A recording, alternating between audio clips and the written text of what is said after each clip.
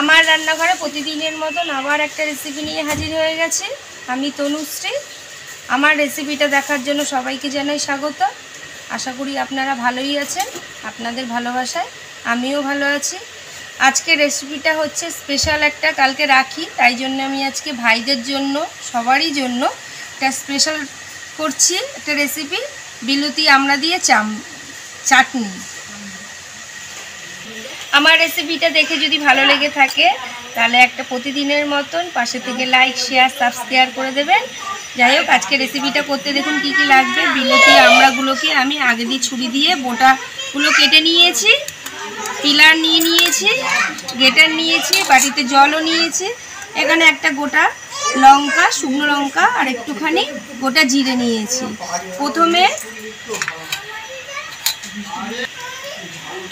প্রথমে পিলার দিয়ে ছাড়িয়ে নেব ভালো করে আমড়াগুলোকে।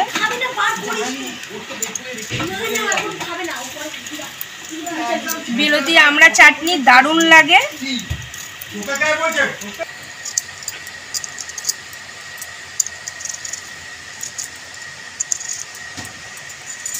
এরমভাবে পিলার দিয়ে সবকটাই আমরা আমি ছাড়িয়ে নেব। আমরা সবকটা দেখো আমি ছাড়িয়ে নিয়েছি, পিলার নিয়ে নিয়েছি। এবার গেটার নিয়েছি, গেটারে আমি ছোটটা দিয়ে ঘষে নেব। ঘষে করলে বেশি ভালো লাগে।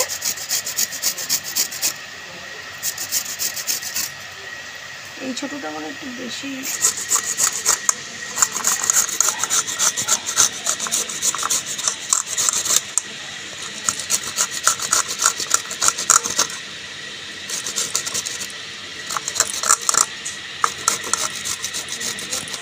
গেটারে ঘষা হয়ে গেছে আমড়াগুলো। বিলতি আমড়ার আটি সবাই মোটামুটি ভালোই বাসে, ওই জন্য আটিগুলো আমি ফেললাম না। আটিগুলো চাটনির মধ্যেই দিয়ে দেবো। এদিকে গ্যাস অন করে খালি কড়াই বসিয়ে দিয়েছি। খালি কড়াই গরম হয়ে গেছে। কড়াইতে দিয়ে দেবো এই যে একটা শুকনো লঙ্কা আর গোটা জিরে, হালকা করে ভেজে নেব। প্রথম লঙ্কাটাকে একটু নেড়ে ছেড়ে ভেজে নেব, কেননা লঙ্কা একটু সময় লাগে, তাই লঙ্কাটা নেড়ে ছেড়ে বেশ কিছুক্ষণ ধরে ভেজে নিয়েছি। লঙ্কাটার মধ্যে এই গোটা জিরেটাও দিয়ে দেবো। জিরেটাকে নেড়ে ছেড়ে একসাথে করে বা দুটো ভেজে নেব।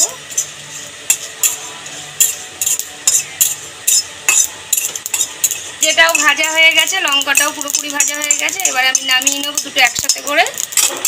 খালি কড়াই বসিয়ে দিয়েছি, আবার কড়াইতে দিয়ে দেবো সরষের তেল। তেলটা গরম হওয়ার জন্য একটু সময় নেব। তেলটা গরম হয়ে গেছে, ফোড়নে দিয়ে দেবো 5 ফোড়ন।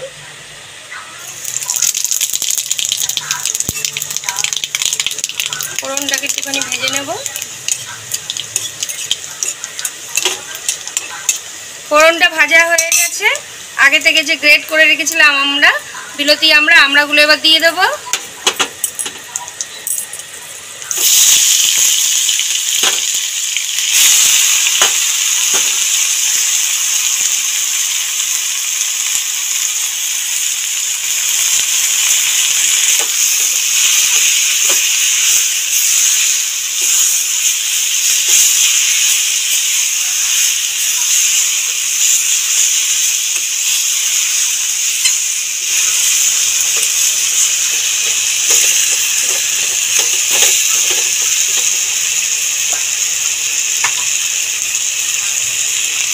কালার হওয়ার জন্য দিয়ে দেবো একটুখানি হলুদ গুঁড়ো,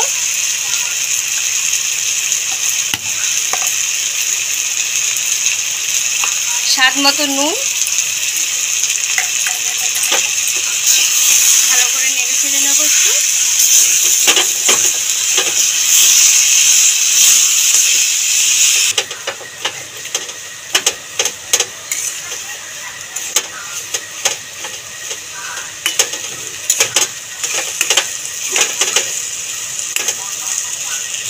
ভালো করে নেড়ে ছেড়ে নিয়েছি। এবার দিয়ে দেবো চিনি। বিলতি আমরা একটু তো মিষ্টি হয়, তো চিনিটা বুঝেই দিতে হবে। চিনিটা দিয়ে ভালো করে নেড়ে ছেড়ে নিয়েছি। এবার পরিমাণ মতন একদম অল্প একটুই জল দেব। কেননা গ্রেটারে ঘষে নিয়েছি একদম তো ঝিরি পাতলা পাতলা, তাই জন্য খুব একটা জল দেব না। ব্যাস পরিমাণ মতন জল দিয়ে দিয়েছি, একটুখানি সময় এরমভাবে ফোটাবো। একদম শুকিয়ে গেছে, দেখো জল যেটুখানি ছিল একদম আটা আটা ভাব একটা হয়ে গেছে। ব্যাস এবার আমি নামিয়ে নেব। নামানোর আগে একটা ভাজা যে মশলা করেছিলাম জিরে আর শুকনো লঙ্কা একদম ভালো করে গুঁড়ো করে একটু গোটা গোটা রেখেছি।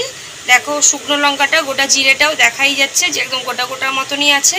তাহলে চাটনিটা খাওয়ার সময় মুখে পড়লে দারুণ লাগবে। ওপর থেকে আমি এবার ছড়িয়ে দেবো, নাড়িয়ে চাড়িয়ে মিশিয়ে দেবো। ব্যাস তৈরি আমার বিলতি আমড়ার চাটনি। এবার আমি এটাকে নামিয়ে দেবো। বিলতি আমড়ার চাটনি এরমভাবে একদিনকার করে খাবেন, দেখবেন দারুণ লাগবে। একটুখানি ঘষে নিয়ে তার উপরে এরকম ভাজা মশলা ছড়িয়ে দিয়ে। আমি এটা রাখির স্পেশাল, তাই জন্য সবাই তো ঘরে ঘরে চাটনি করে, একটুখানি বিলতি আমড়া দিয়ে চাটনি করে দেখবেন, একটা অন্যরকম টেস্ট লাগবে। আর প্রতিদিনের মতন বলেই থাকি ভালোবেসে এরমভাবে পাশে থাকবেন, ভালোবাসা দিয়ে যাবেন। ভালো থাকবেন, সুস্থ থাকবেন। Thank you.